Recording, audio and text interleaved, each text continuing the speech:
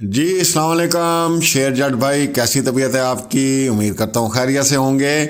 अच्छा सर जी, ये जो 9 तारीख को डेवलपमेंट्स हुई हैं केस के अंदर और 2 दरख्वास्तें भी इसकी खारिज हुई हैं ज़हीर की, तो आप क्या इसमें लेटेस्ट जो है अपडेट है वो थोड़ा सा मेरे जो व्यूअर्स हैं, देखने वाले हैं, इसके मुतालिक थोड़ा सा हमें अपडेट करें। केस का जो रुख है वो किस साइड पे जा रहा है? इससे कबल मुलजमान की तरफ से एक दरखास्त दी गई थी जिसके अंदर उनकी ये ख्वाहिश थी कि जो बच्ची को जिस चाइल्ड प्रोटेक्शन सेंटर के अंदर इस वक्त रखा गया है, चूंकि वो सिंध की एक सियासी शख्सियत डॉक्टर शैला रजा के इन्फ्लुएंस में है, इसलिए हम चाहते हैं कि बच्ची को वहाँ से उसकी जगह तब्दील कर दी जाए। और इसके लिए उन्होंने एक दरखास्त दी हुई थी जिसके ऊपर बहस हो चुकी थी, लेकिन उसका फैसला अभी तक नहीं दिया गया था। उसके अलावा उनकी तरफ से ये भी दरखास्त थी कि इस मामले को ख़त्म कर दिया जाए, ये चलान काबिल पेशरफ्त नहीं है, इस मुकदमे को चलाया नहीं जा सकता। तो इस तरह की तमाम दरखास्तों को ऑनरेबल कोर्ट ने निपटाया है। उन्होंने मुलजमान की ये कंटेंशन कि बच्ची को इस चाइल्ड प्रोटेक्शन सेंटर से निकालकर किसी और जगह जो मुंतकिल करने की बात थी उसको खारिज इस बिना पर किया है क्योंकि बच्ची की जो कस्टडी है वो ऑनरेबल सिंध हाई कोर्ट के डिवीजन बेंच के हुक्म से माँ बाप के हवाले कर दी गई है। बच्ची चाइल्ड प्रोटेक्शन सेंटर के अंदर रह नहीं रही, इसलिए हम हमारी जुबान में यहाँ कानून के अंदर इस चीज़ को इन्फ्रक्चस कह दिया जाता है या आप इसको गैर मौसर कह सकते हैं, जिसकी बिना पर इन दरखास्तों को निपटा दिया गया है। दूसरी तरफ जो मामला मुलजमान के ऊपर फर्द जुर्म आयद होने का था, जिसमें मैं आप लोगों को हमेशा बताता हूं कि जब फर्द जुर्म आयद होती है तो उसके बाद ही क्रिमिनल ट्रायल स्टार्ट होता है। उसके बाद शहादतें होती हैं, प्रोसिक्यूशन अपने गवाह लेकर आती है, पुलिस अपना मौका पेश करती है, उसके अलावा जो मुदई है वो अपनी गवाही पेश करता है और उसके बाद मुलजमान को जो डिफेंस एविडेंस होती है मुलजमान को मौका दिया जाता है। पहले तो वो मुदई को क्रॉस एग्जामिन कर लें, उसके बाद वो अगर अपनी शहादत देना चाहें तो वो शहादत दें और उसके बाद दोनों समिंग अप आर्ग्यूमेंट्स करें और अपने मामले को कंक्लूड करें और उसके बाद ऑनरेबल कोर्ट जो है वो फैसला सुनाती होती है ट्रायल का। तो वो जो पहला एक स्टेप है जिसमें फर्द जुर्म आयद की जाती है, इंग्लिश में उसको फ्रेमिंग ऑफ चार्ज कहा जाता है, तो वो ना मुतवक्के था लेकिन वो भी आज नहीं हो सका। उसकी कई सारी वजूहात हैं।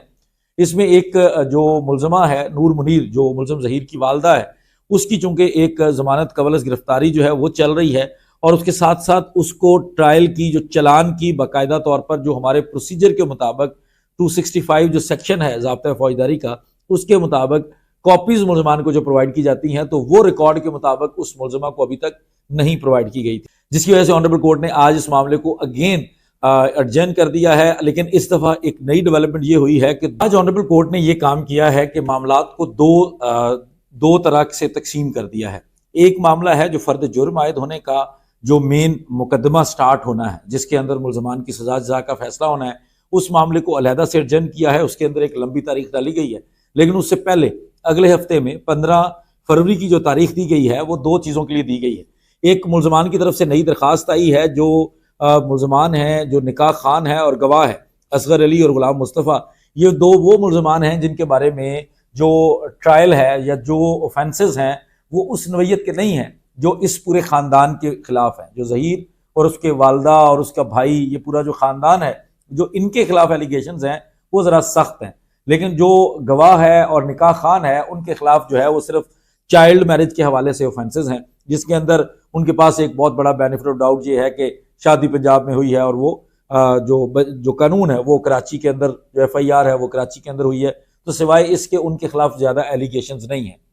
मुदई की तरफ से ये कतन नहीं कहा गया कि निकाह खान और जो गवाह है उनका बच्ची को अगवा करने के अंदर भी किरदार है, तो इसलिए उन मुलजमान के मामले को पहले रखा गया है। मामला तो ये मुलजम ज़हीर और उसके ख़ानदान वाले ही मैनेज कर रहे हैं, वकालत उनकी भी वही लोग ही कर रहे हैं जो मुलजम ज़हीर के पे रोल पर हैं, या जो मेन मुलजमान, जो मरकजी मुलजमान, ये जो पूरा ख़ानदान है, जो ये सारा जिस लीगल टीम को मैनेज कर रहा है, उसी लीगल टीम के ज़रिए निकाह खान और गवाह का मुकदमा भी लड़वाया जा रहा है। इसलिए पहले निकाह खान और गवाह के मुकदमे को टेस्टर के तौर पर ऑनरेबल कोर्ट के सामने रखा गया है और 265 के दी गई है। 265 के होती है, मैं आप लोगों को पहले भी जिक्र कर चुका हूँ, सिंध हाईकोर्ट के एक फैसले में भी जिक्र आया था कि जब मुकदमा पूरा होने से पहले आप ये समझते हैं कि आपके खिलाफ प्रोसिक्यूशन के पास कोई खास गवाही मौजूद नहीं है, आपके खिलाफ केस इतना मजबूत नहीं है कि प्रोबेबिलिटी हो कि आपको कन्विक्शन हो सकती है, आपको सजा मिल सकती है, तो आप इस ग्राउंड की बेस पर, इस बिना पर आप अप्लाई कर सकते हैं अपनी बरियत के लिए।